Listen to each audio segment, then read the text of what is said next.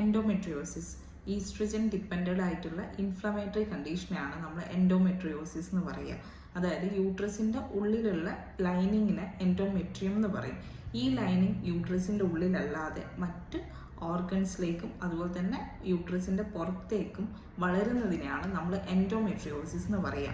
Endometriosis എന്ന് പറയുന്ന condition അധിക പേരിൽ ഉണ്ടാവുന്നതിൻ്റെ ഒരു പ്രധാനപ്പെട്ട കാരണം എന്ന് പറയുന്നത് ഈസ്ട്രജൻ ഡൊമിനൻസ് ആണ്. അതായത് ശരീരത്തിൽ ഈസ്ട്രജൻ കൂടിക്കഴിഞ്ഞാലാണ് ഈ കണ്ടീഷൻ കണ്ടുവന്നിട്ടുള്ളത്. അതുകൊണ്ട് തന്നെ ഈ എൻഡോമെട്രിയോസിസ് ഉള്ള ആൾക്കാർ ഡയറ്റ് ശ്രദ്ധിക്കുമ്പോൾ ഈ പറയുന്ന ഈസ്ട്രജൻ്റെ അളവ് കുറയ്ക്കാൻ വേണ്ടിയിട്ടുള്ളതും അതുപോലെ തന്നെ ആൻറ്റി ഇൻഫ്ലമേറ്ററി ആയിട്ടുള്ള ഡയറ്റുമാണ് സ്വീകരിക്കേണ്ടത്. അങ്ങനെ എങ്ങനെയുള്ള ഡയറ്റ് ഫോളോ ചെയ്ത് കഴിഞ്ഞാലാണ് എൻഡോമെട്രിയോസിസിൻ്റെ സിംറ്റംസ് കുറയ്ക്കാൻ കഴിയുക. അതായത് എൻഡോമെട്രിയോസിസ് ഉള്ള ആൾക്കാർക്ക് അറിയാം, അവർക്ക് പീരീഡ്സിൻ്റെ സമയത്ത് നല്ല രീതിയിലുള്ള വയറുവേദന ഉണ്ടാവും, ഡിസ്മെനോറിയ ഉണ്ടാവും, അടിവയറ്റുന്ന വേദന ഉണ്ടാവും. ഇത് കുറയ്ക്കാൻ വേണ്ടിയിട്ട് ചെയ്യാൻ പറ്റുന്ന ഒരു കാര്യമാണ് ആൻറ്റി ഇൻഫ്ലമേറ്ററി ഫുഡ് ഐറ്റംസ് നമ്മുടെ ഡയറ്റിൽ ഇൻക്ലൂഡ് ചെയ്യുക എന്നുള്ളത്. അതുപോലെ തന്നെ പല സപ്ലിമെൻറ്റ്സിൻ്റെയും കണ്ടന്റ് നമ്മുടെ ഫുഡിൽ ഉണ്ടായിരിക്കുക എന്നുള്ളത്. ഒന്നാമത്തേത് ഒമേഗ-3 ഫാറ്റി ആസിഡ് ആണ്.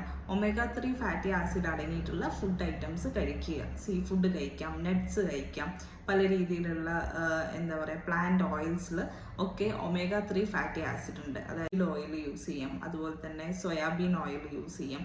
ഇങ്ങനെയുള്ള ഓയിൽ, അതുപോലെ തന്നെ നട്ട്സും സീഡ്സിലും ഫ്ലാക്സ് സീഡ് യൂസ് ചെയ്യാം, ചിയ സീഡ് യൂസ് ചെയ്യാം, വാൾനട്ട് യൂസ് ചെയ്യാം, കിഡ്നി ബീൻസ് യൂസ് ചെയ്യാം.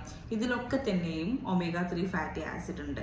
പിന്നീട് ഒഴിവാക്കേണ്ട ഒരു കാര്യം എന്ന് പറയുന്നത് റെഡ് മീറ്റ് നിർബന്ധമായിട്ടും ഡയറ്റിൽ നിന്നും ഒഴിവാക്കുക.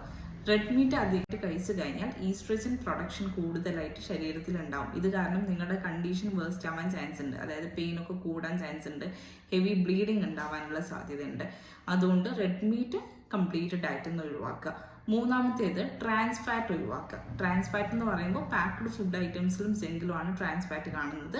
അതുകൊണ്ട് ട്രാൻസ് ഫാറ്റ് കംപ്ലീറ്റ് ആയിട്ട് ഒഴിവാക്കുക. അതായത് ജങ്ക് ഫുഡ്സും പാക്ക്ഡ് ഫുഡ് ഐറ്റംസും അതുപോലെ തന്നെ റീഹീറ്റ് ചെയ്ത ഓയിൽസ് ആയാലും നിർബന്ധമായിട്ടും ഒഴിവാക്കേണ്ടതാണ്. അതായത് 3-ൽ കൂടുതൽ തവണ യൂസ് ചെയ്ത എണ്ണ പിന്നീട് ഭക്ഷ്യയോഗ്യമല്ല. അതുകൊണ്ട് തന്നെ അത് ഡയറ്റിൽ നിന്നും ഒഴിവാക്കേണ്ടതാണ്. നാലാമത്തേത് ഗ്ലൂട്ടൻ ഫ്രീ ഡയറ്റ്. ഗ്ലൂട്ടൻ എന്ന് പറയുന്നത് വീട്ടിൽ നിന്നും ബാർലിയിൽ നിന്നൊക്കെ കിട്ടുന്ന ഒരു പ്രോട്ടീനാണ്. അതുകൊണ്ട് ചപ്പാത്തിയൊക്കെ കഴിക്കുന്ന ആൾക്കാരാണെങ്കിൽ ഡയറ്റിൽ നിന്നും ഈ പറയുന്ന ഗ്ലൂട്ടൻ ഫ്രീ ആയിട്ടുള്ള ഡയറ്റ് ഫോളോ ചെയ്യാൻ വേണ്ടി ശ്രദ്ധിക്കുക.